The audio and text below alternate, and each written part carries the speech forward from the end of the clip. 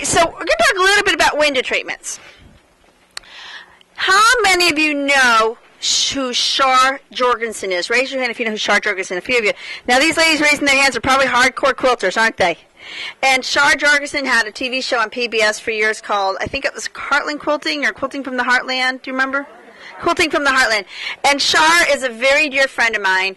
We've been friends for a long time. In fact, she came to my house and did my window treatment boot camp because she wanted to learn how to make window treatments. She wanted to redecorate her house. And, you know, when you know how to sew and you do one thing for a long time, it's always fun to learn a new sewing technique or a new sewing method or new sewing family, right? It's always fun. I mean, I love taking heirloom classes because that's so out of my comfort zone, and I love taking, you know, just classes that aren't something that I would normally do. Heirloom is pretty much the only thing I haven't done a lot of. I mean, I worked as a tailor's apprentice for 8 years through high school and college, so I've done a lot of dressmaking, a lot of alterations, and of course, home deck. And so, anyway, and of course, quilting. I tell people, you know, like I said earlier, I'm a recovering quilter. Anyway, so Shar, I was on my way. It was in Minnesota in my little rental car, driving up. I was going to stay at Shar's house. I was teaching at a store in her area, so I was going to stay with her while I was teaching. And I was just thinking about her and how she just really changed the way we all quilt, because she was the first person to make these die-cut precision templates for quilters to use to cut around, you know, the really nice quilting templates. She was the very first person to do that and literally changed the way everybody else quilted. And other people followed suit, like Marty Michelle and all these others came with other rulers and other templates. But Shar was the first one to do it. And I was thinking about her, and I was in my little rental car, and I'm driving up to Minnesota, and I'm thinking, man, it would be so cool if someone would develop a set of templates for window treatments. And I looked in the rearview mirror and I said, silly, it's you! So I started thinking about it, and this drive was just, I still remember it was so amazing because my head was just racing, thinking, okay, so how many templates would there be? Well, it's got to be 12. 12 is a great number, right? And I'm going to call it like the decorating dozen or something like that. I don't know. I was trying to think of names. And I'm going to do 12 templates. So what's the first? Well, the first one's got to be this because this is what we do all the time. And this has got to be the second one. And this has got to be the third. I knew the first 5 immediately, what they had to be. Okay? And so what I did was when I got home, I ordered just some Mylar template material. And I just took my Sharpie and I took my ruler and I just made some templates. And so I tested them for a year with all of my boot camp students, okay? My boot camp is a 5-day intensive window treatment program that I do at my house. My goal is to take 10 years off your learning curve when you come to my house and sew with me for a week. You get to stay right at my house, and I feed you, and we have happy hour every day. Huh? Both. Well, it kind of depends on the theme of the dinner. Sometimes it's something like, you know, we might do a martini night. We have all kinds of fun stuff. And I was a bartender for 11 years. That's why my husband married me. He said I was a bartender and he was a drunk. Anyway. So, so that being said, so I started thinking about, you know, so I did the 5 first pieces, the prototypes, and I had my students test them, and they really worked out well. So then it took me a long time to find a manufacturer. I finally found a manufacturer that would manufacture them for me that I could afford, and we had to tweak them a little bit, but we made the first 5 templates, and while the first 5 were being used for a year, I had done the prototypes for the last 7, and we tested those, and then we made those, so eventually I had all 12. Well, you know, then I did a video on how to use the 12, and that video is this pink video right here, called Elements of a Window Treatment, okay? And so, and I'll pass these around for you to look at. So I came up with the 12 pieces, and then I just started selling them and teaching classes on how to use them, and doing a lot of hands-on classes, but then a lot of lectures like this. And then everyone would say, well, do you have a book? Do you have a book? You only hear that 200-300 times. And, you know, just so you know, to write a book, unless you have a publisher, if you're self-publishing, do you know how much it costs to bring a book to market? About $40,000. That's how much it costs to bring a book to market. That's a lot of money. That's a lot of money. I can do about 8 videos for that price. Okay? So, you know, it's a big investment. When people ask someone to write a book on something, they don't realize you're asking them to put a lot of money of their own on the line. and it really is a big deal, okay?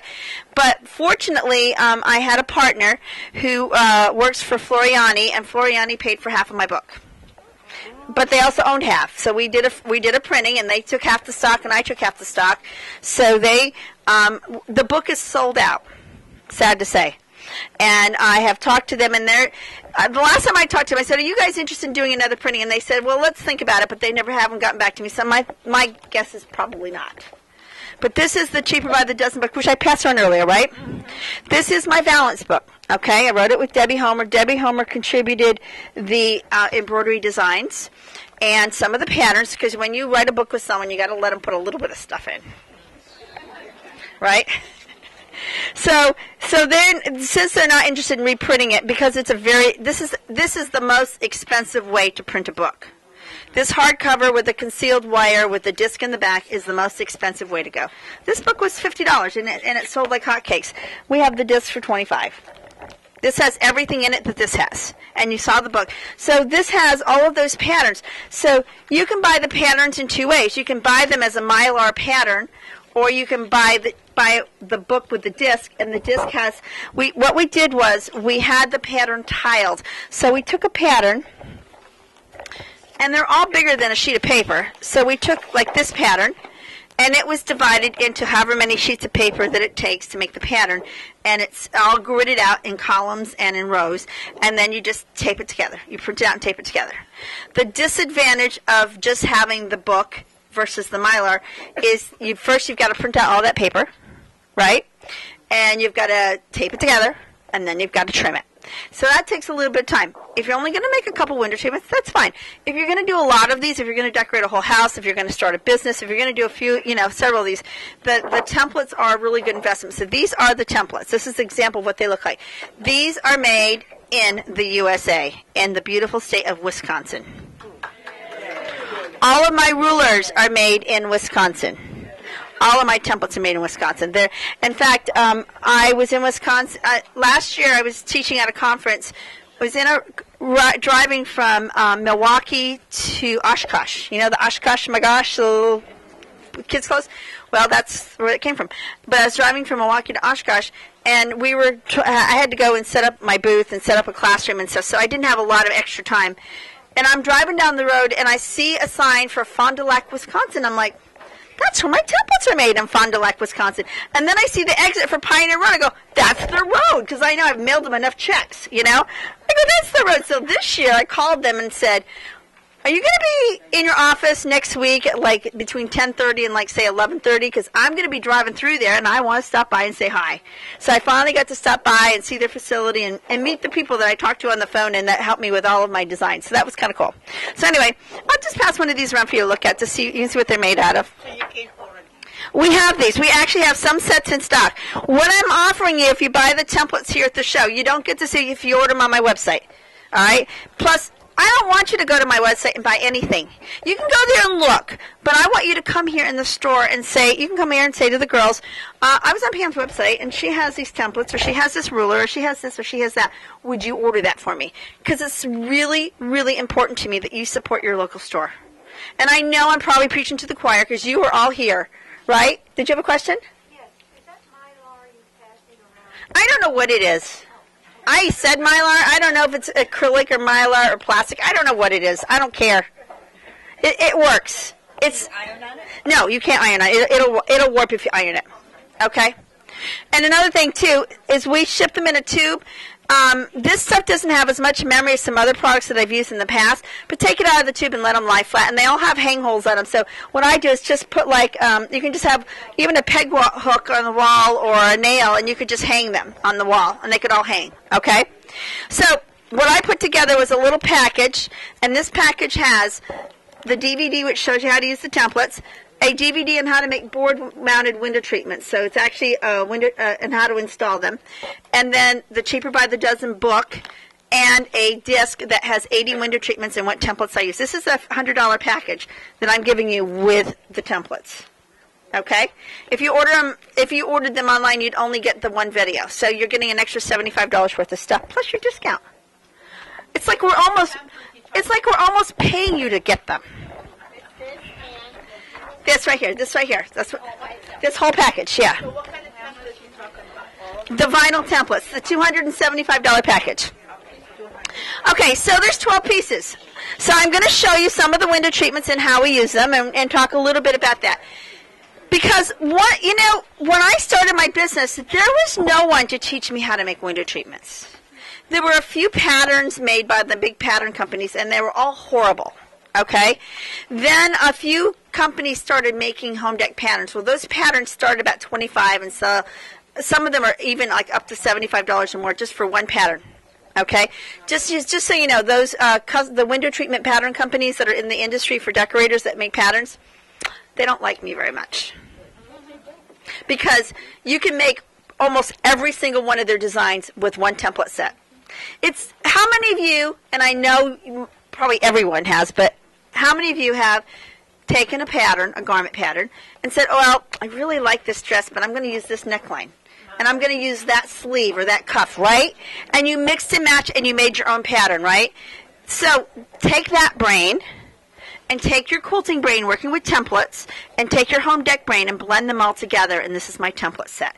It's mix and match. You can flip them, you can combine them, you can tape them together, you can do a bunch of fun stuff with them, and you can, because they're translucent, you can see right through them, so you can see the fabric. Okay, so this is the triangular template. This is template number 7. I'm just grabbing this because this is on top. And I put this is on a big heavy wood pole. I wouldn't probably put this treatment on such a heavy wood pole, but I wanted to show you, this is something people don't think about. They don't think about mounting stuff on a wood pole because it's not usually done that much. And I just think it's such a cool look, right? These finials go with a smaller pole, but they're just what I had. Okay, just so you know. And then I just mounted it on the pole, just stapled it on. If you use a pole with fluting on it, it's real easy because then you can just follow the line. Okay? And this has, on the back, it has my lined mitered hem, which I'm going to show you later how to do mitering, or this way, if I have time. But anyway, that's one of my mitering techniques, so look at the back of that. This one, actually that template, I just passed around with the hump on the top and the hump on the bottom. Hold that template up. That template right there, this is that template, okay? Okay, this is that template, but the top is cuffed over. Oops. And right here, Dr. Tripped it. You know what? If I look klutzy up here, it's really because I am. Okay? I had a skiing accident a few years ago. And I had to have my knee put back together. I had an ACL, MCL, and meniscus tear. Yeah, they call the unhappy tribe. People said, did you get hurt skiing? I'm like, no, if I was skiing, I wouldn't have got hurt. I got hurt falling. Really, think about it. So I had to have my knee put back together, and ever since then, and my doctor says this is part of when if you've had knee surgery, you know what I'm talking about. You think you've lifted your leg high enough to get out of the way, but you haven't lifted as much as you think. So that's my thing. That's why I'm klutzy. That's my story now. Before the surgery, I had no excuse. Okay, so this is see, this has got the hump on the top. This is using the micro welt, the pink one in the pink package. Between the green and the blue up the top there, micro welt, you can just point to it, Sue, right there. This is using this welt cord, micro welt at the bottom, and knife pleat trim right here on the edge. Doesn't that add a lot to the window treatments? Now, when you look at these, you'll see that these are all matching. Do you think that was a coincidence? No. It's fussy cutting, absolutely. This one also uses that same template in the middle, and this is Zentangle Monogram. Cool, huh? And so what I did is I embroidered with brown thread, and then I used the brown pens, the sepia pens, which we have here. The brown pens are right here. And we're going to do Zentangle tomorrow. Are you excited about Zentangle? Yes. How many of you don't know what Zentangle is? Okay. Google it. Google it before tomorrow. Zentangle. Zentangle. All one word. It is the coolest thing. I have a friend who turned me on to Zentangle, and she actually wrote both of these books. This woman wrote both of these books with an inoperable brain tumor. Okay? She's just finished a third one, and it'll be out this fall. Okay? This woman, she has been fighting cancer for over 20 years. When she first was diagnosed, she prayed and she said, "Dear Lord, let me live long enough to see my son grow up." He was 10 years old at the time. He's now 31. Okay? He's my godson, and she's my best friend from high school, and I love her. She is the wind beneath my wings. I mean, she is the Energizer Bunny of cancer. This is her 5th bout of cancer. 4th or 5th, I forget. She has had so many surgeries and so many near-death experiences, and she's just amazing. But I'm going to pass these over so you can look at this. So tomorrow I'm going to do a demo on Zentangle. So what she did is she talked me into doing Zentangle. And she said to me, you really need to do this, and you need to go get certified to teach. And I know that she wants me teaching it, so at some point, if she's not around, I can follow in her footsteps. I know that. So anyway, so I Zentangled this letter D. So this is template number 10 right here. And then I took template number 8, and I'll show you number 8, and I put it right there. So let me pull out number 8. What do you think of this template system? Isn't it groovy? It makes making window treatments so much easier. So when I had this idea, it was right before I sold my business. I was getting ready to sell my design business. I go in my workroom, and I had made up my prototypes, and I showed it to my workroom staff, and I go, "What do you think?" And I still remember Jenny. She was the workroom manager. She gave me this look, and I go, "What?" She goes, "You couldn't have come up with this 5 years ago?" So this template goes like this, okay? See? And then inside is template number 2, which is the straight one. So 10 is in the middle. Okay? And this is done with I just cut the board in a shape and I just stapled. Now, you'll see that some of these have little rings and string. That's just when I hang it at shows and stuff or hang it in a booth. Okay? This one right here. In all the years of business, this was my most popular window treatment. People would say, "Oh, I just want a simple valance," or "I want something," or "I want this, I want that." Then they'd come to my house and they'd come to look at fabrics and they'd see all the samples, on the wall up above, and they go, "Wow, I really like that one."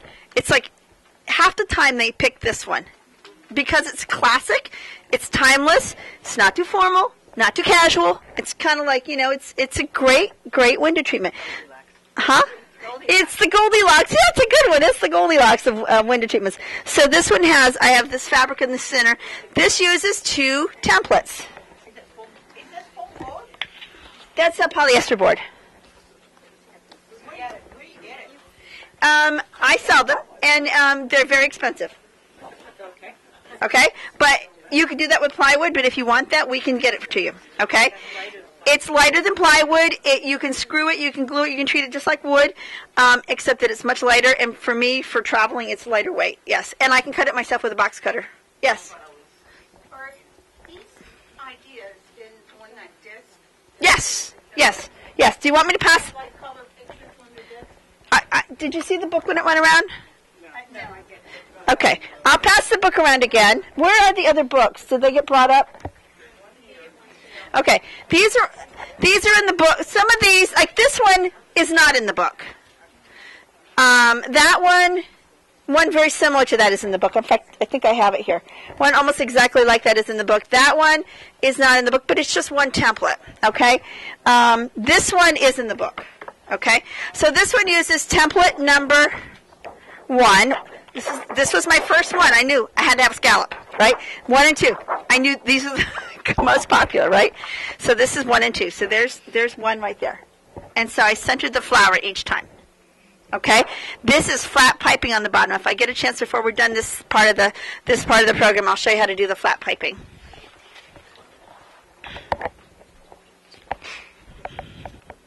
This one is in the book right here. And this is mitered banding. I'm going to show you that a little bit later when we do the ruler program. I know it's a little wrinkled. And that, again, uses that triangular one. This one over here uses number 5, number 4, number 7, and number 2. It uses 4 of them. Okay? This one I made for my daughter's apartment. And she said that it was too dark. She wanted to put it above the window, which meant I had to remount it on a board. Sucks to be her because she's not getting it now. Beggars can't be choosers, right? Yeah. Now she doesn't know she wants to renew her lease in September, so I'm thinking, I'm not giving you that window treatment. I'm keeping it. It's a cute sample. I'm going to keep it.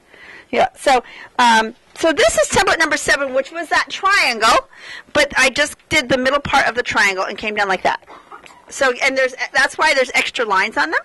Okay, this is template number, it's template number 3 right here. That's the bell one, template number 3.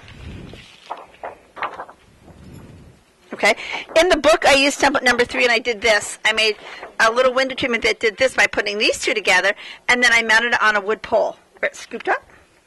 Okay? Oh, this is number 7 right here. So what I did here is I put this on the fold and angled it right here, and that is the center part right here. That is that center part.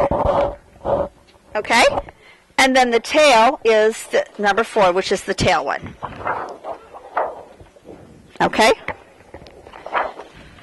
So each, for example, this one, it comes with how many sets? How many number? There's 12 pieces. 12 pieces. There's 12 pieces. Okay. 12 different pieces. Okay. Okay? Yep. Get them all. And this one, and the center here is number 5. Number 5 is like this. It's wider at the top. Okay? But in the book, I used it like this. So I have different ways of doing them. So they're a lot of fun. Yeah, it's really light, isn't it? Okay, so this is how I use this. I have a piece of fabric somewhere. Where did I put it? Oh, I've got one. This is not the window templates. This is totally different, but I wanted to show you this. Because this is a Roman shade. We actually have a DVD that has 4 ways of making Roman shades. Okay, so this was actually from one of my webinars. Is anyone in here in my webinar programs? Yes. You are. What's your name? Cynthia. Hi, Cynthia. Oh, yes, I remember your name. Yes, and you do this. You do the stuff my basket. Yes. Hi, Cynthia. So nice to put a face on the name, Cynthia. Cynthia, have you been enjoying the webinars? They are fantastic. Thank you. The fact that you can watch them multiple times. Yep. Is great. And we've never met before, have we, Aunt Cynthia?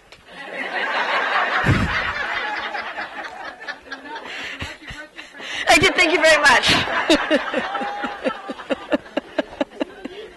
Really, we're not related, but okay.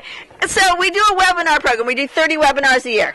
All right. So if you want a class with me, and here's the other deal. Okay, if you wanted a class with me, and I was too busy to travel, which I often am, we can do a class here in the store by webinar. So Janice could hire me. You would see the screen. It would be like I'm on here sewing, okay? I shoot with my camera, so you see me or you see the sewing machine, whatever camera I'm using. And we could do a webinar just like this if you wanted to do another lecture or class with me, okay? So if you see something that you'd like me to do a class, we can still do that, but we can do it by webinar, okay? All right, so this is a Roman shade. One of the things with my Roman shades is I always leave a fold in the bottom because I like a little bit of interest there, okay? And when I did this webinar, did you watch the Roman shade webinar yet, Cynthia? I haven't had a chance. Okay. One of the things, too, is if you subscribe and you aren't there to watch it live, because we do broadcast them live, or most of them, we tape them, so you can go back and watch it. Anyway, we did the webinar on Roman shades, and everything went great. So we thought. The next day we uploaded it and it had no sound. So we had to redo the whole thing, and I had to make a whole new shade, and I didn't have time to go to the lumber store and get more wood and get another board. So I went through my scraps of stuff and I said, well, I could mount this on a wood pole, but picture this with finials and little wood brackets or the Roman shade. I never, in all the years I was in business, never thought about putting a Roman shade on a wood pole. Yeah. I love this idea. You know, so I'm sharing it with you because I think it's so cute. So what I did here, because there was no little grooves, it wasn't a fluted pole, I put my tack strip on the back side here to hold it in place. But it works just like a regular Roman shade. If you would like a Roman shade class, we can certainly come back and do that, okay? Or we could do it as a lecture and walk step by step. But we also have a Roman shade video. It's the purple video over there. So if you want to no, it's the blue video. It's the bright blue one right there, right in front. That's the Roman shade. There's 4 different styles of Roman shades. There's the regular one, the relaxed one. It's the bright blue one. I have a pink apron on. Back, right there. Oh, no, then it's the purple one. I get those two mixed up all the time. Okay, Shady Sensations, that's it. And there's the bottoms up Roman shade that you can, draw from the bottom up.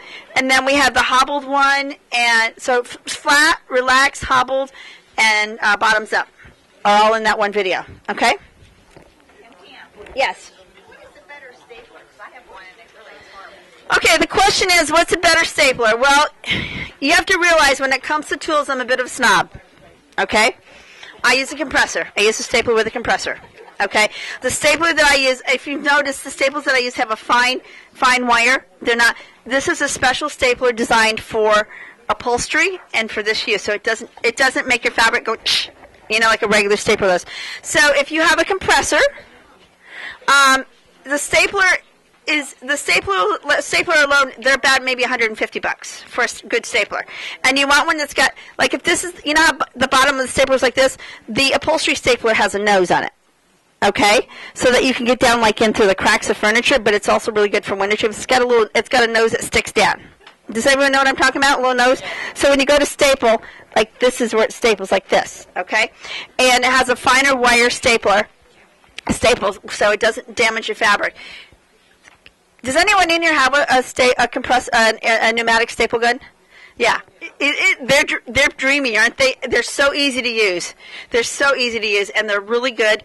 If you're going to do any kind of like upholstery, I think anyone that owns a house needs one of those staplers anyway. And there's a great time to buy yourself a good one. It's called Father's Day. Yeah. The stapler that we have is my husband. There you go. Buy your husband one, and then just use it whenever you want. Really, wouldn't your husband love it if you bought him a compressor and a stapler? I brought him the compressor first. Yeah, then the stapler. But yeah, I buy my husband stuff I want him to have all the time. I wanted a new table saw, so I said to him, I think we should think about getting a table saw for an anniversary present to each other. He thought that was great. He didn't know how much I wanted one. So I love power tools. My favorite store is, of course, sewing store is my ultimate favorite store, but then my second favorite store is a hardware store and then a paper supply store. Those are my three favorite stores. Love them. Love them. Okay, I had a piece of fabric I pulled out. I wanted to do it right there. This is what I want right here. Yep. Okay, so I want to go through how to use this these templates a little better. So I'm going to grab some fabric. This is home deck fabric. Could you do this with quilting fabric? Yeah. Sure, why not? But you just got to remember, for some things, like if you're doing drapery panels, quilting fabric really doesn't work well because it doesn't match at the seams like decorator fabric. Okay? But if you're going to do something like these valances, you could certainly use the quilting fabric. And you could embroider it, you could Zentangle it, you could do whatever you want with it, right? The thing to remember is if you're using quilting fabric, you need to protect it so it doesn't fade. Because home deck fabric has a protective finish on it. Okay? And I would also recommend, if you're going to use quilting fabric to make window treatments, get a good drapery lining. Because that drapery lining also has a sun protecting finish on it, too, that will help give it more body than lining it with something else like muslin or something. Use a good drapery lining because that makes a difference. Lining makes, to me, a world of difference. I never make a tablecloth or a bed skirt or anything like that. The only thing I make that doesn't have a lining sometimes is I'll do napkins sometimes that are unlined, but a lot of my napkins are lined too. Okay? All right. Just get like a Scotch Guard or some sort of spray that has a UV sunscreen in it. Okay. The question was, what do I use to protect it? Where's Mark? Mark, you back there, love? All right. Is it possible for you to get the camera more over on the table here? Thank you so much. Mark's back here being so quiet and sweet, but he's the one that's like making sure that you guys can see stuff. Give him a big hand. Thanks. Isn't he sweet? I'll tell you what, I came in today, and I'm setting up, and all of these people kept coming up and introducing myself, and I'm like, holy moly, how many people work in this store? But this is, again, a tribute to Janice, because she's got a wonderful staff. They were all very friendly and very helpful. What's your name? Diane, will you just hold on to this so it doesn't fall off? I'm going to go get a pen. I just don't want it to slide off here, since you're right front. I'm going to go grab a marking pen. The pens that I like to use for marking my fabric are the friction pens. We do have these here in the store. I think I grabbed a package to show you. And they're on the back wall. This is what they look like. This is a 3-pack, but there's, thank you, Diane.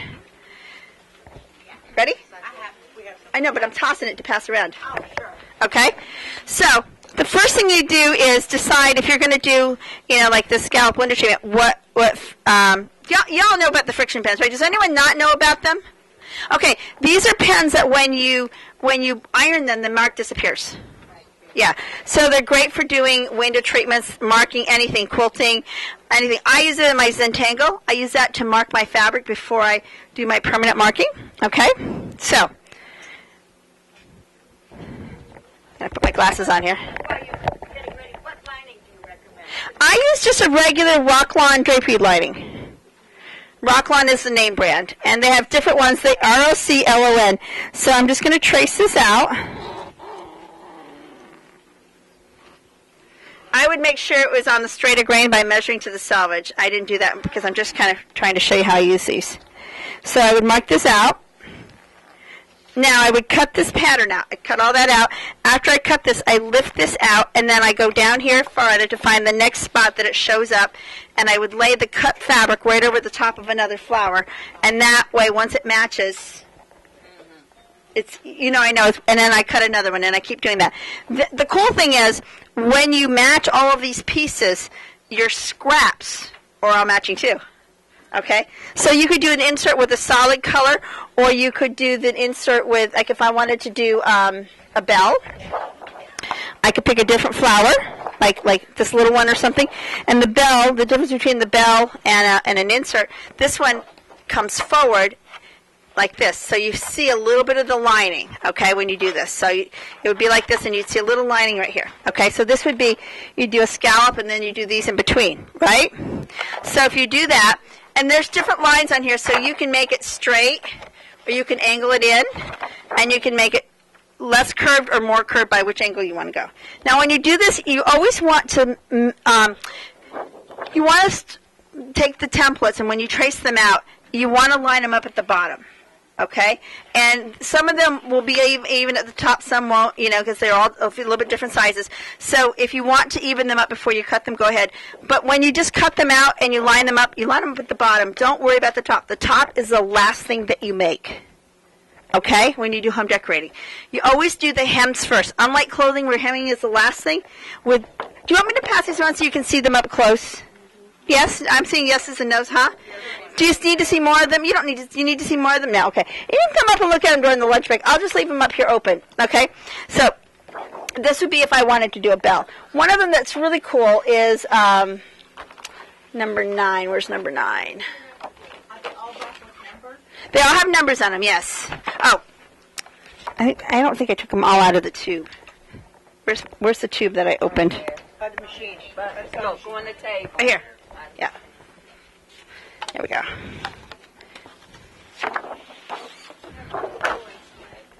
Beg your pardon? I do have a swag and jabot video. The question is, did I have a swag and jabot in here? No. I don't have a swag and jabot in here, and I'll tell you why. In my opinion, you can't use a pattern for that. You have to draft a new pattern every time you make it. So I developed a method for drafting swag patterns and jabot patterns, and that is in DVD 104. Okay? So I have a video on that. Okay? And if you get all of my videos, that's like the Pam Network. Okay? This is an Empire Valance. I don't know if you're familiar with that. This is sort of like a swag, but it's like half swag and half Valance. But this is pleats up. This is the Empire Valance template. This one is the most popular, though. This is my Poodle Skirt. Okay? So the way that this would be in my perfect world, if I had the whole template the way I wanted it, it would be like a circle that would go into like a teardrop shape. Okay?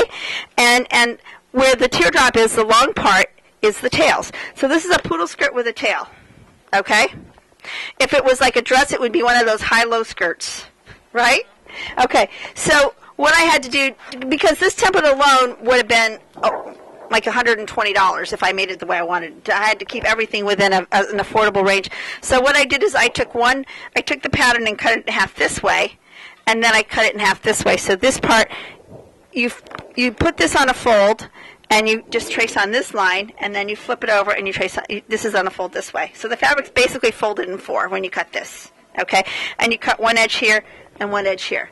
And then you split the long side, and you open it up, and you get, it looks like a valance, and there's a picture of it in my book. You have to look through the book. This is such a pretty valance. And I did this to make my bed skirt at my house. I didn't make the tail, of course. I just did the poodle skirt. This is so pretty because you know what poodle skirts are. They're flat here, and then they're full at the bottom. And it just makes for a beautiful bed skirt, but you could make a table skirt with it. You could do a lot of fun things with it, right? It's a really cool pattern. So I was teaching a class, a hands-on class on how to use the templates. And one of my students said to me, I want to make this pattern. I want to use this with this fabric. Well, the fabric she had was very linear. And I said, you can't make the poodle skirt with the linear fabric. She said, why? I said, well, because it looks awful. Because, you know, it goes in every which direction, and it just looks awful. And I showed her a picture of one that I had made. And she said, well, why can't I fussy cut it like the rest of them? And I was like, duh. So that's why in my book I actually have us fussy cutting it. So what I did is, if you have a pattern that you want to match, all the folds to match, if you want to isolate the pattern, use a portion of it. So I use 1/8 of the pattern, which is this part right here, and fussy cut this with a fabric, and then just cut a bunch of them, sewed them back together. They still made a circle, right? And yet all of the folds match. So that's another way of doing that. Okay? Sorry, was there a question? Okay. All right, I'm going to show you a few of the finishing techniques that we use. How are we doing on time? A quarter of? We go to 12:30, right? Okay. I want to show you some finishing techniques that we use in our window treatments. The one cord, do we have Valance cord over here?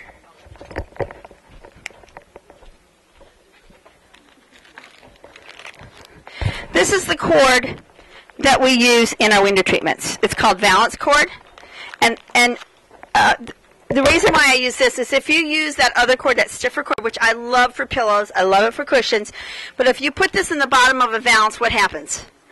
It's going to be very stiff, right? And it's going to stick out, and it's going to look, it'll look awful, right? So this is what we use in our window tubes. I'm actually going to cut a little piece of this, and then I'll pass it on so you can feel it. This is the same size as the standard welt cord, but it's softer. Now, what's also nice about this is you can use this in your quilts.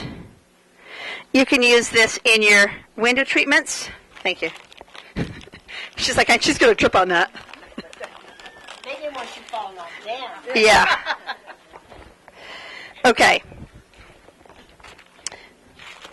I'm actually going to cut a little piece of that out.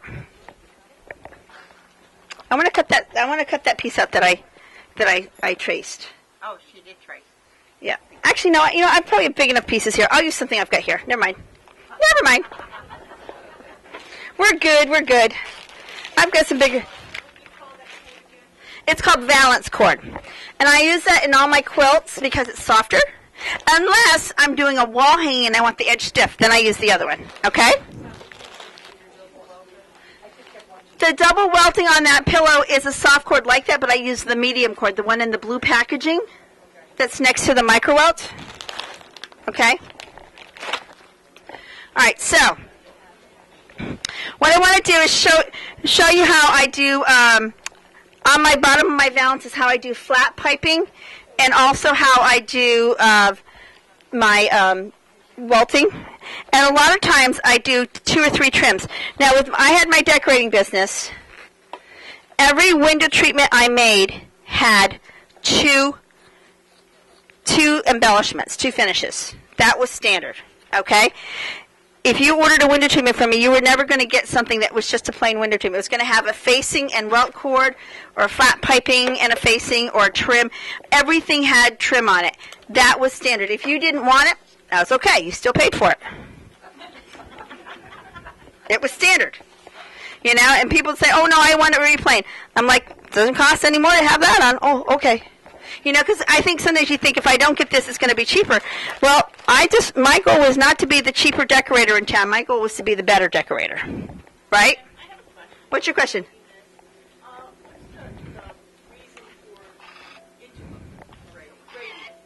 The braiding it?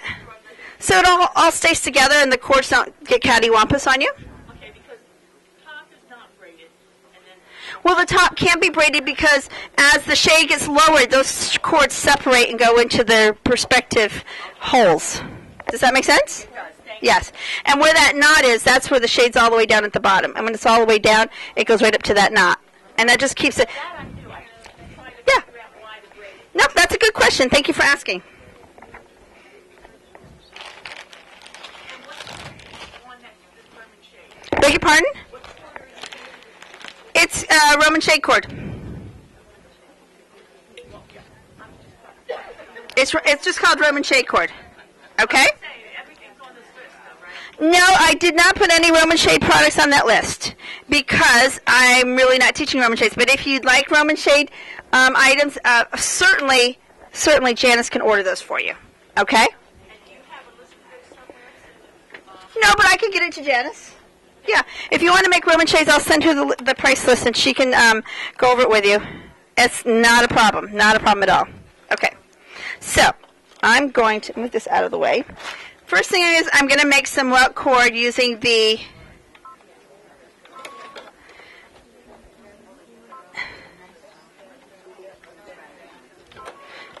soft welt. So I'm folding this over. Now I just want to show you, this is some of the common finishes that we put on the bottom of our window treatments, all right?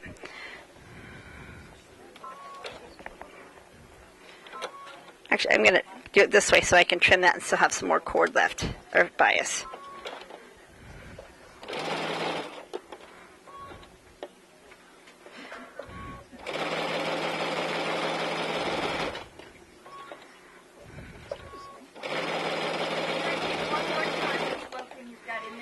This is the Valance Welt.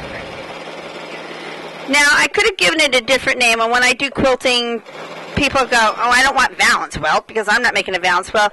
You know, we named it that because that's what we use it for in our business, but it's a nice soft welt cord, and it handles very nicely. And what was the cord on the double piping?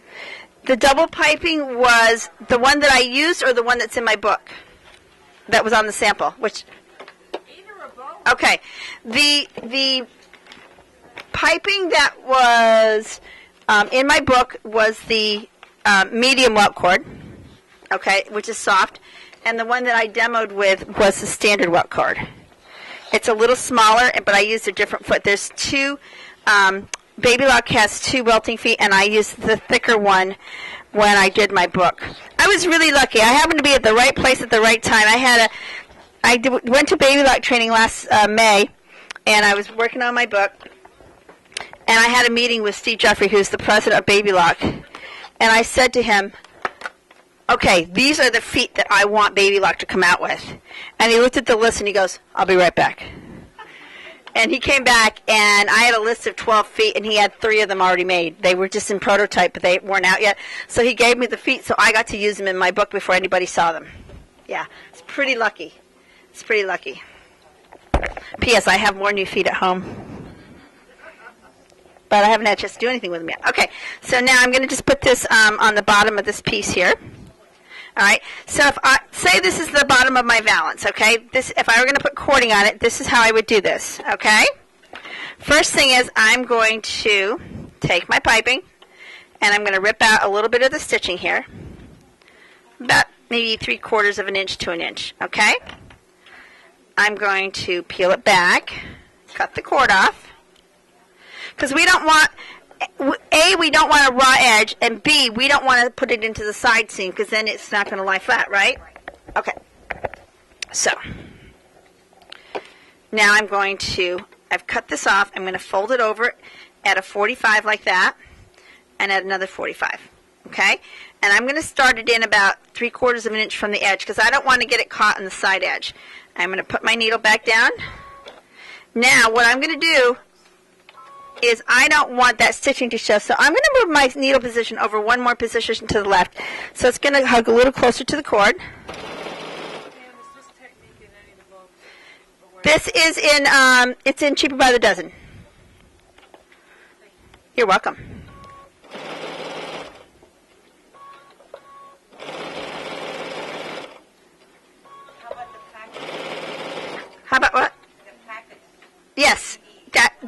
disc is in there. You mean the package that comes with the templates? Yes, it would be included in there. So there's just if we wanted a welt cord on the bottom edge. Okay? Looks pretty, right? It's nice and soft, but we're going to add flat piping. So I'm going to iron this. Where's my iron? I'm going to make some flat piping.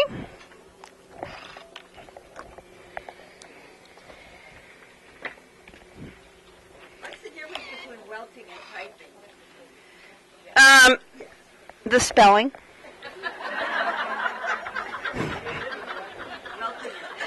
No, that was a smart aleck answer, and I apologize. Really, the difference is piping is generally in the clothing world, and welting is in the home dec world. Okay? Yeah, it might be thicker. No, because we make piping, but we call it micro welt. Okay? Because we're just silly like that. All right. I'm looking for just a regular, my open toe foot. Where is it? Here it is. Okay. What is that you have on? The clear one. The one I just had on, or this one? The one you had on. This got the groove in the middle for making piping. Pros and piping. Oh, Yeah. Do you know what this is designed for? Do you want me to show some pearls to show you what it's designed for? Okay. This is what this foot is just a really cool foot. Shh. Okay. I think I've got some pearls here in my little bag of goodies. And a little pouch marked bling. So let's say I wanted to put a row of pearls on the edge of this flat piping. wouldn't that be wonderful on a window? Yeah, why not? Right?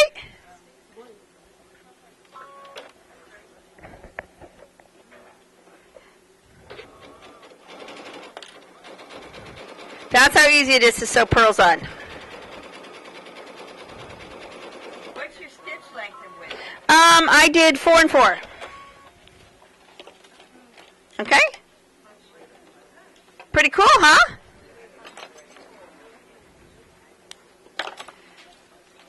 I know you girls are going to be blinging everything after I leave. I can tell. Okay.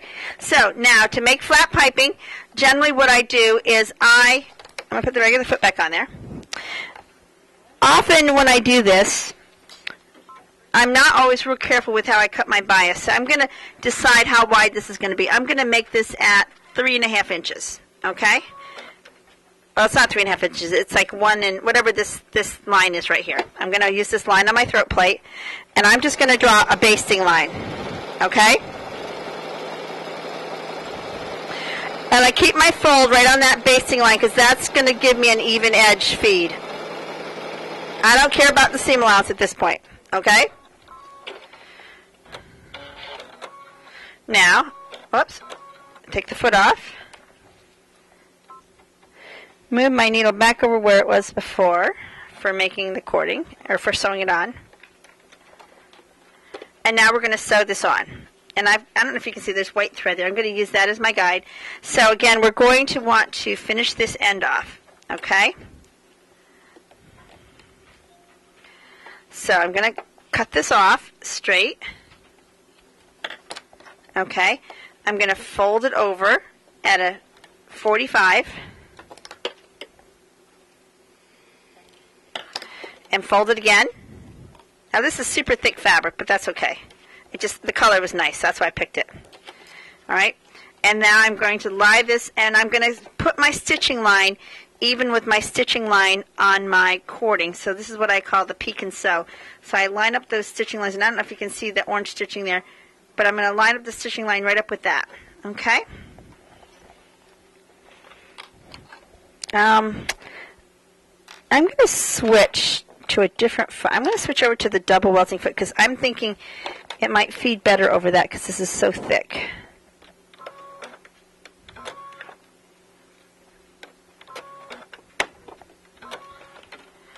Okay, this is super thick here. Let's see how this goes. I put the double welting foot back on just because it's so thick. And I'm just going to go in the menu here to see if the... I'm just going to double check to see... Okay.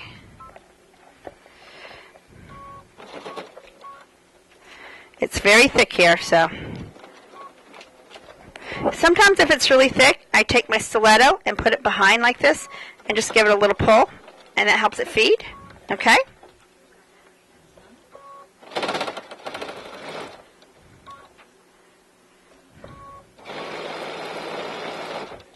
Man, this machine can sew through thick stuff. I was like sweating it, girls. You have no idea. Thank you. Doesn't she make me look good?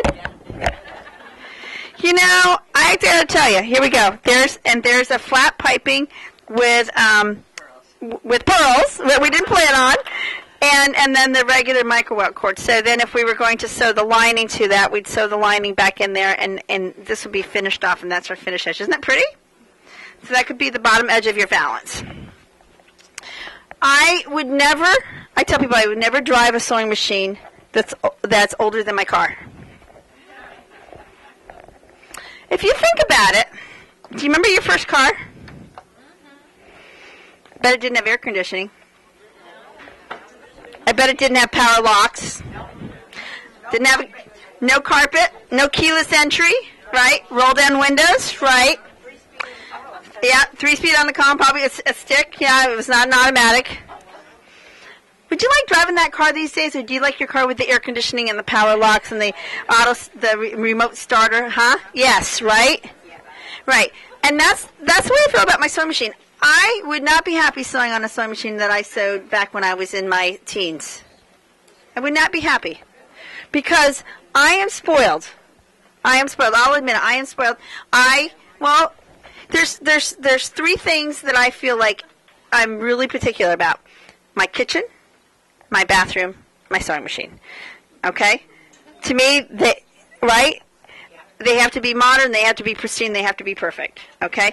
Those are things that I'm really, really particular about. Anything else could fall by the wayside. I could be walking around with dust bunnies up to my ankles. But you know what? I don't want any dirt on my sewing machine. No dust in my sewing machine. Keep it as a dust-free zone. No, well, I want the kitchen clean because I cook a lot. No, the kitchen's got to be clean too. But you know what? I just love that new sewing machine smell. Don't you?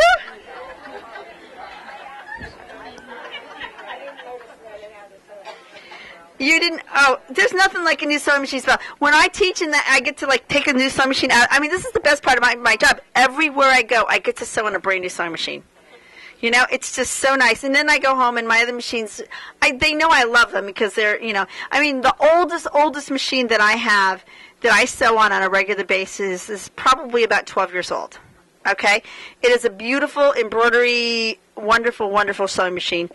I call her my ghetto girl because she looks like she's ghetto. Compared to the other machines, she looks like a ghetto girl. She's got scratches. She's got a blue, yellow line going down her screen, and the top's broken off. But I have used her to death. Okay.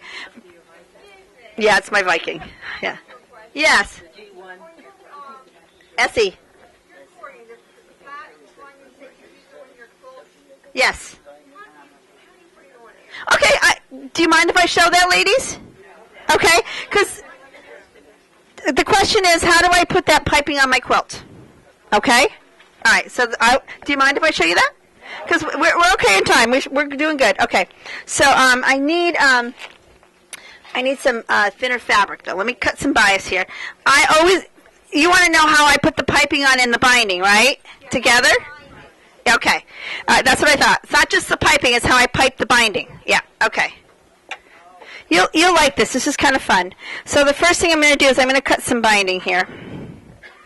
I always cut my binding, cut it on the bias, and I always cut it 3 inches wide. I know that most people cut it 2.5, but I cut it 3 inches because that, I think, looks really nice with the piping. That's just my thing, okay? So you can cut it narrower. It's totally up to you. I have no problem with that, but this is just what I do. Okay, I need a ruler and a rotary cutter. Here's a rotary cutter, and here's a ruler. Okay, 3 inches wide.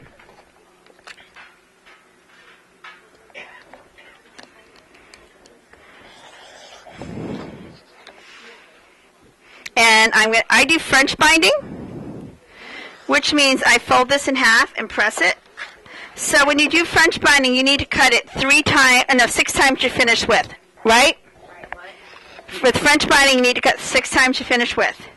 So if you were making half-inch binding, you need to cut it 3 inches wide.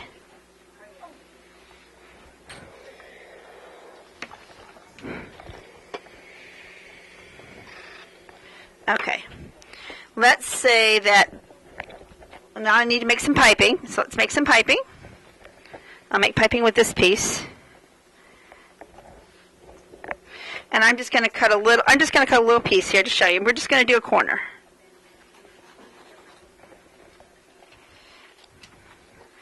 And I'm not even going to be careful about how I cut this because I can trim this with my ruler. Just cut this off. All right, when I make my micro welt or piping, the foot that I use is called, where's Sue? Sue, refresh me. Is it left side piping foot or is it left edge? What's the one with the little groove on the left side? What's the name of that foot? Do you know the actual name of it? Is it left piping foot or left side piping foot? Do you know? It's got the word left in it. It starts with the word L, and so they're alphabetical. But it's a clear plastic foot, and it's got a little groove to the left side so that you can sew down the middle. Okay? It's a wonderful foot. I use this for both my micro welt and my Pintuck welt. Okay? I think it's called the left welt foot or left side. Sue's going to check, right, Sue?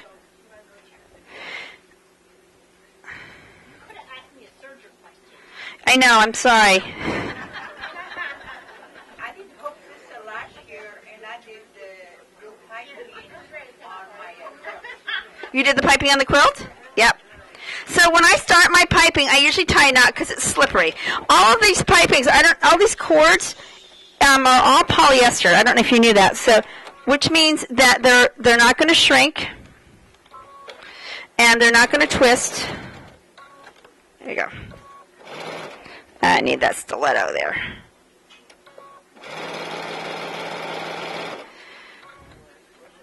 I think she's looking it up here.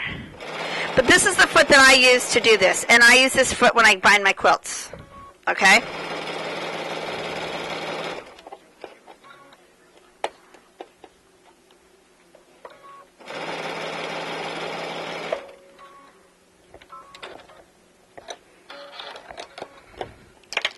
Alright, so we're going to trim that.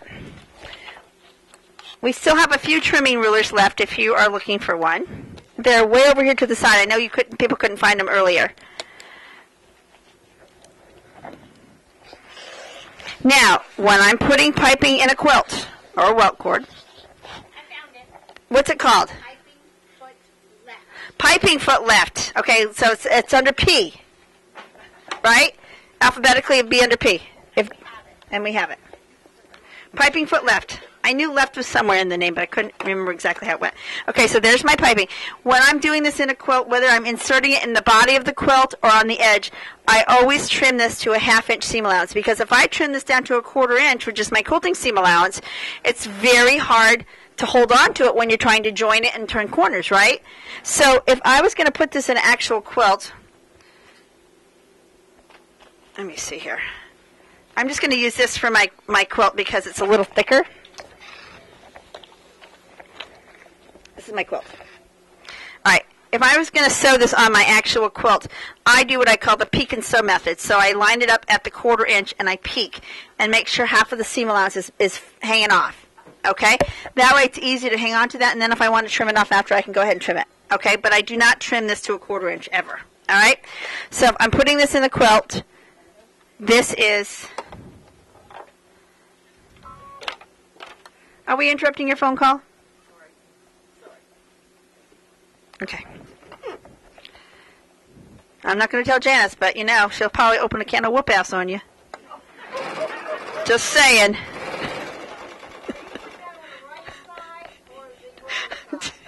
Right side. On the right side of the quilt, yes. Yes, ma'am. Okay. All right. Just like before, in case you missed it because my hand was in the way, we're going to snip that at the 1/2 inch from the edge of the quilt, all the way to the stitching line, 1/4 inch up. Do you have the raw edges together? The raw edges are together because this is the binding. Right, I just wanted to be sure. The raw edges are together, yes. Okay, and I do this just like I were doing it in a regular home deck project. But the thing is, you've got to have these corners really square because if you don't, you'll ruin your quilt. Your quilt will be wonky at the corners, right? So that's why you need to make sure. And so you're going to take your stiletto and stab and rock it back. See how it rocked back a little bit? See that? You want a nice, perfectly square corner back there.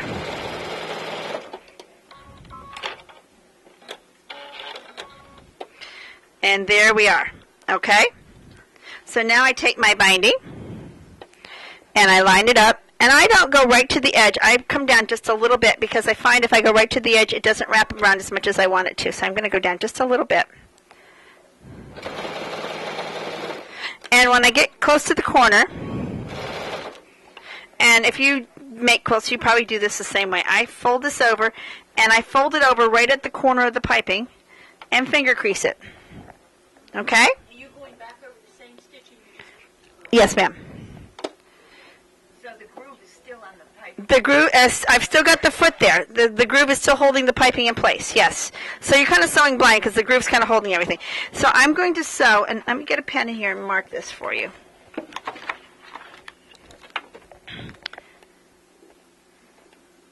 Can you see that black line? Not yet, not yet. That black line's where my crease is. Okay? So I'm going to sew right up to the crease.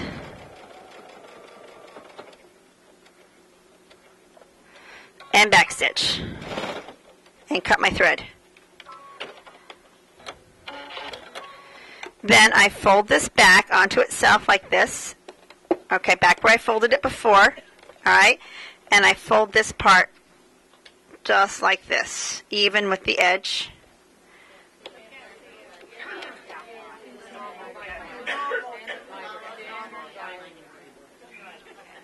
See it? Oh, no, we're doing good. You know, I know this is tough when there's this many people in the class, too. And you have to say to yourself, yeah, there's a lot of people here, but I'm glad they let me in. I'm not the one that they cut off the line, right? So, at least...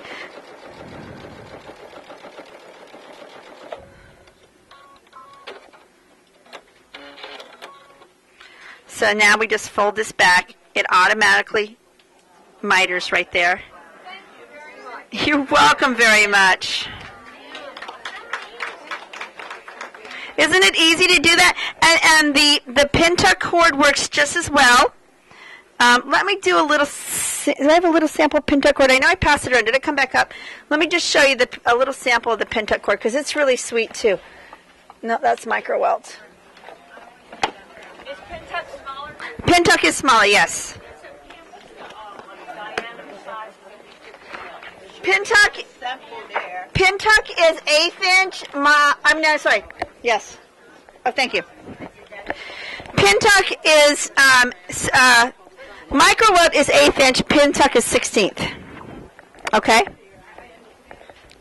One more time, because which one this sheet is, you have Valance Welt, Yep. no diameter on it. Valance welt is 1/4 inch. If you just buy one of each, then you'll be fine. You don't have any Valance Welt. Yeah, we do. Oh, it's sold out. Oh, I'm sorry, the Roman shape stuff you did. The Valance welt's still up there. And so the Valance is a 1/4, Pintuck is an 1/8, medium would be...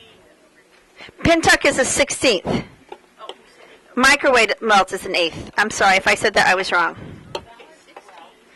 And medium cord is probably 3/8, and the jumbo is 3/4. Is a quarter. Same as the Valance. Beg your pardon? One is stiffer. One is stiffer. Okay, I'm I'm going to do another little, just a little piece with the smaller cord so you can see the difference, okay? It's just a little bit smaller, you know, if you're doing baby clothes or doll clothes. But the reason why we came out with the smaller cord is this: to do pin tucks. That's why we call it the Pintuck cord. Okay. I vote for nothing over my head on the wall. When you covered the cord with the satin stitch, did you use the Pintuck cord? Yes. And I'm going to show you how to use a little more of the Pintuck cord. Can you see the difference? See how it's a little smaller? Yeah. So, okay.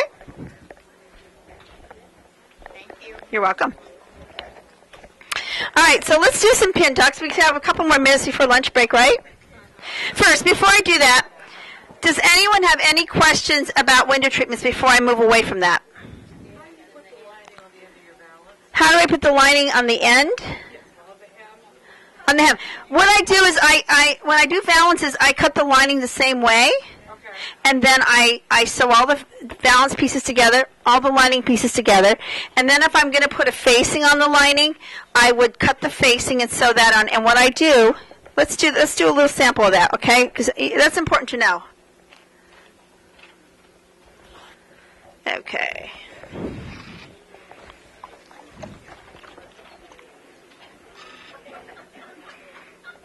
Okay, let's say this is going to be my facing. I've got to get I wish I had a piece of lining. I know I've got lining in my suitcase, but I'm not going to dig it out. This is my valance lining, and this is the facing, okay, just so you know, okay? So what I do is I fold the edge over of the facing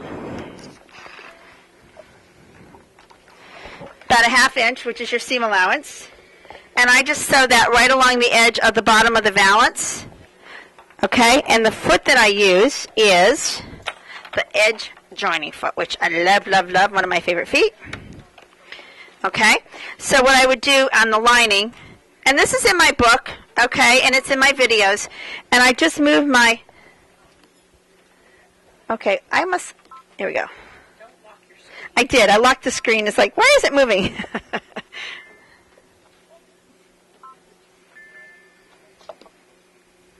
Okay.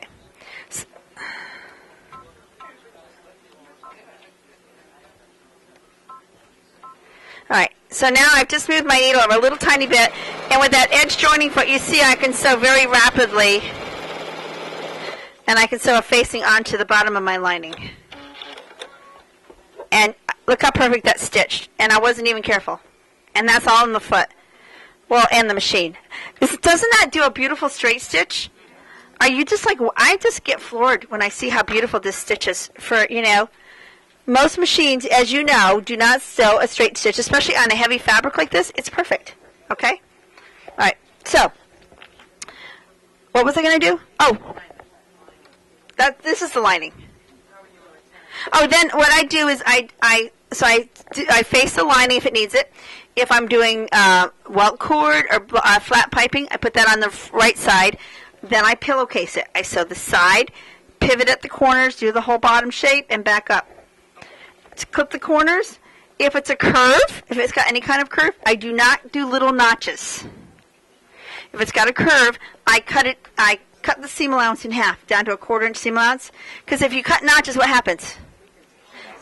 It shows when the light shines through the window treatment, right? You get little bright lights, you know, it's brighter, and it shows. So just take that seam allowance, trim it down to about a 1/4 inch, press it toward the lining, and then turn it right side out, press it flat, and then pleat it up or gather it, however you're going to put it on the board or on a rod. Yes? Okay, so this was the lining that you placed on, or the facing? This would be the facing of the lining.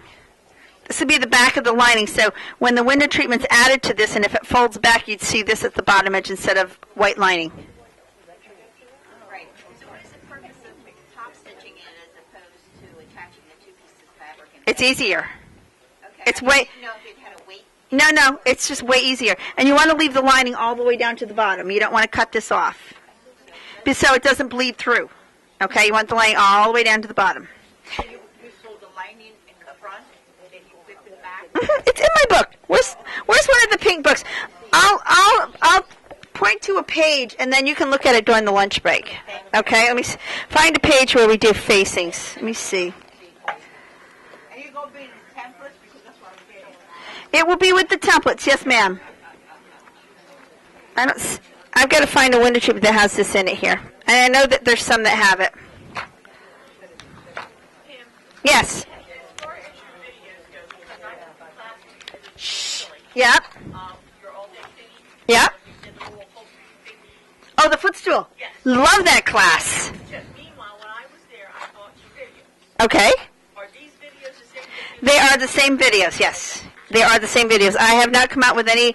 If you have, I don't know if I had any new ones since then. If I did, it's probably just the bedroom one and the one for the window templates.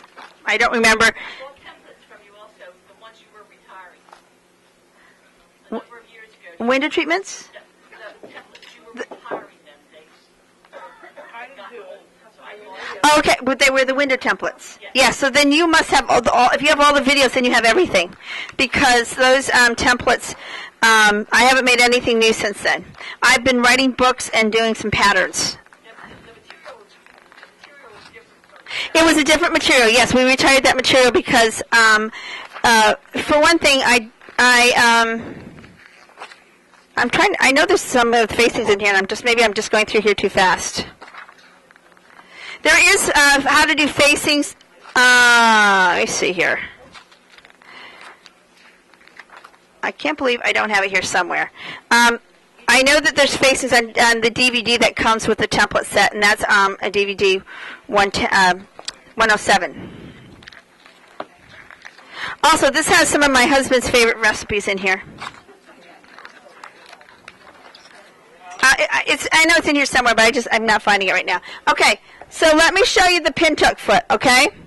This is a really cool foot because I find if I do pintucks on decorator fabric, it's always, the fabric is really too thick, right?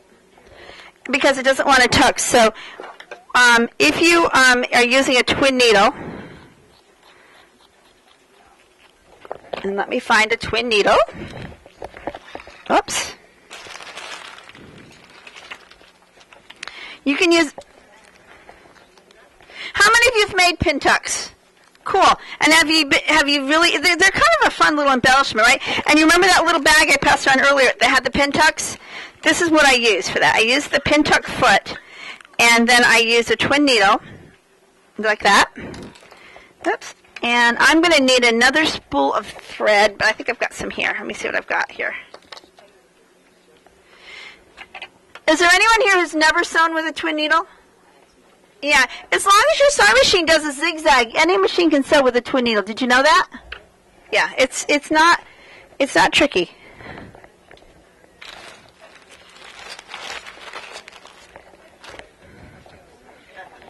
Okay.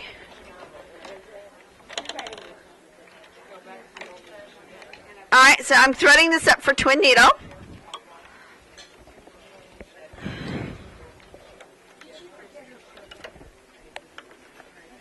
The only thing is, I don't think the needle threader works with this. So I've got to thread this the old-fashioned way. I got to tell you, I've got sewing machines at home that I love, but they have the crappiest needle threaders. Yep. I don't know how these companies can make these like $10,000, $15,000 sewing machines and not put a decent needle threader. Baby Luck, that's one of the things. They have the most amazing needle threader. This one? I got it. I'm good. Serger? I've got it. I'm good. I can see it. But yeah, when you have the twin needle, you got to do it by hand.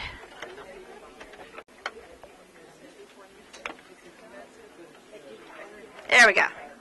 Okay, so so the fun thing with this Pintuck cord is you can put this underneath the foot, and what it does is it gives you a nice pintuck with the foot. Why can I? It stuffs the pintuck, absolutely. It stuffs it and it keeps it full. So, because with home deck fabric, it's kind of hard to get a nice pintuck. So you can do that with this, and which is nice. And then the way that I did that faux piping, where I satin stitch over the cord, I use this foot too because of the 3 grooves. It keeps all of the rows of cording or pin tucking perfectly even, right? Okay. What did I do with that little piece of cord now?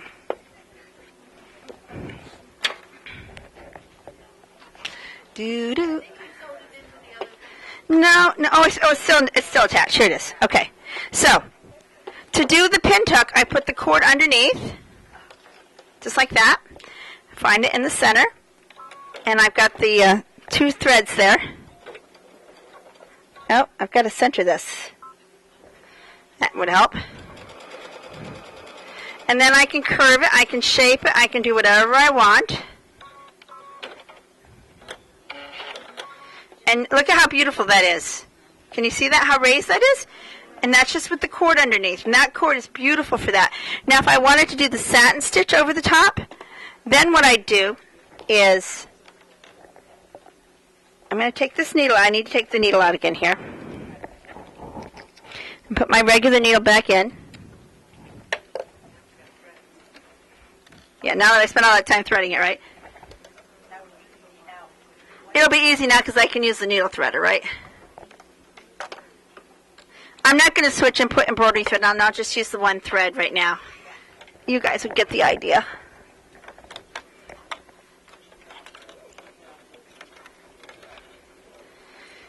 Is there anyone in here who hasn't seen how these machines thread? If you want to watch. Ta-da! Isn't that cool? I got to tell you, the first time I saw that, I just giggled like a little baby, and I just kept rethreading my machine because I couldn't believe it was so cool. Same with my serger. Man, the first time you use that air jet threading, isn't that like, you have a sogasm. Right?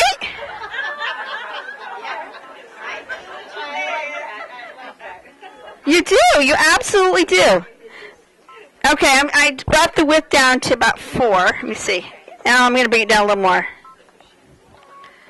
So I'm doing a satin stitch, and what I'm doing is I'm letting this pin tuck, it's riding under the groove on this side, and this one's stitching this. So now I can just sew, and basically you can almost do hands-free because now the cord is on the top. Yes. So I'm doing 2 types of trim here.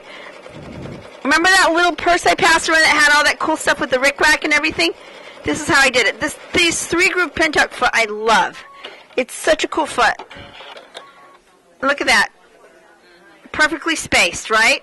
So you can make your own decorative braids right on your fabric. All right, we've got about 2 more minutes before we break for lunch. So do we have questions? My webinars, we do have a website that you can buy webinars individually. They're $10 a piece. We do 30 a year, or you can subscribe. And if you subscribe for this year, it's $150, and you can also see all the ones that we've already done because we record them. And we're doing something really fun this summer that we've never done before. This is going to be a separate webinar program, but it's going to be available to all of our subscribers. We're going to do a beginning sewing like summer camp on webinar. Yeah, for like real beginner, like With my 12-year-old? For kids and for like young women that are like, new moms and young homeowners or people that, or just basic things like, this is a sewing machine. This is a needle. This is the bobbin. This is how you wind a bobbin. This is how the bobbin goes in. We're going to do just really basic stuff, okay? We are going to show like how to hem and how to make a buttonhole and how to sew a seam and how to finish a seam. Real basic stuff. And it's going to be like 5 lessons. And I think we're going to try to do it every day, like at the same time. So it's kind of like a summer camp thing, like every day for like an hour or 2, however long it takes. But just do a real basic one. The nice thing about the live seminars is if you're watching them, and Cynthia can tell you this, if you're watching the live seminar, you can ask us questions. You're watching me in real time. We shoot with 3 cameras. We have one on my face, one on the sewing machine, and one on the work table. So you can type a question in and say, I don't understand how Pam did that buttonhole, or I don't know how she can sew a button on by machine, or I don't know why she, or tell Pam, or you can say, I love this. This is great, or can you show me how to do this? So you can ask questions. You type them in. I have someone that's on a computer that's a moderator. She's the one that toggles the cameras, and she kind of runs the whole show. She's my production person, and she says, Cynthia just asked, how do you, do a bound buttonhole, or how do you do this? So we wouldn't do bound buttonholes because that's too hard for a beginner class. But, so you can ask questions in real time, and our webinars have been extremely popular. All of my webinars are done on a Baby Lock because they are my corporate sponsor. And I'm not here promoting this machine because they pay for my webinars. They pay for my webinars because they're the ones I ask because they are, to me, the best machine out there. They really are. Just absolutely love them. Okay. You can call that company anytime during business hours, and you always get a real person answering the phone. You don't get press 1 for Spanish or 2 for English or press 1 for the opera. You get a person answering the phone, and you can ask them a real question. It's a real person. Do you know the owner of the company? On Fridays, he goes around and gives everyone their paychecks and says, thank you for working so hard this week. And it's not a little company, okay? He is the nicest man in the whole world. A few years ago, I was at a conference at Nancy's Notions, and I'm in my booth, and this gentleman comes up to me. Where this is going, I can tell already. But anyway, this gentleman comes up to me and he goes, oh, so tell me about your products. I didn't know who he was. And I'm like, oh, I've got, zipper tape, and I've got cording, and I got this, and I got that. And I'm thinking to myself, you sweet man, your wife's off somewhere shopping or taking a class, and you're just killing time. So I'm talking to him, and I'm just visiting with him. And I said, by the way, hi, my name's Pam Damour. And he said, I'm Ken Taccone, who is the president of Baby Lock and Taccone. Okay? I was like, I said, I'm sorry, sir. I had no idea who you were. I said, I thought you were just someone's husband killing time. He goes, oh, I am someone's husband just killing time. So, he's really a sweet, sweet man. And people say he does go incognito and visit with people. And he was, and I saw him last week, and he had his uniform shirt on with his name tag. So he wasn't incognito that day, but he was incognito that day because I didn't know who he was. How do you get your webinars? PamDamour.com is my website.